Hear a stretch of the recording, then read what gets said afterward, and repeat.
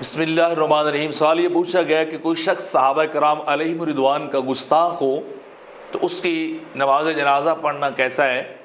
تو اس کا جواب یہ ہے کہ اگر کوئی شخص جس نے صحابہ کرام علیہم رضوان کی کسی بھی طور پر زبانی، تحریری یا عملی طور پر گستاخی کی ہو تو ایسے شخص کا جنازہ جو ہے وہ نہیں پڑھنا چاہیے، کیونکہ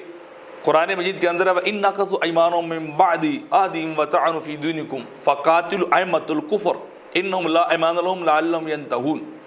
کہ جو لوگ اپنے عہد کے بعد اپنی قسمیں توڑ دیں اور تمہیں دین کے اندر تانا زنی کریں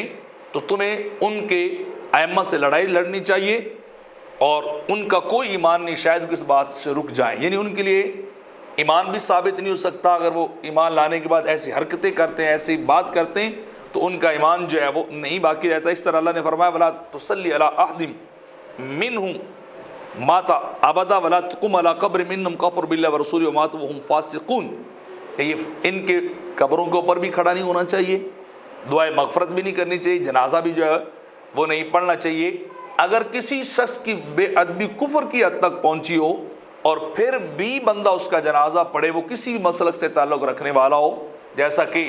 حضرت صدیق اکبر، حضرت عمر فاروق اور دیگر صحابہ کے ایمان کی نفی کرنا، ان کے اوپر کفر کے فتوے لگانا، اماں جی عائشہ رضی اللہ تعالی عنہا کے اوپر کفر کا فتویٰ اور ان کے کردار کے اوپر انگلی اٹھانا،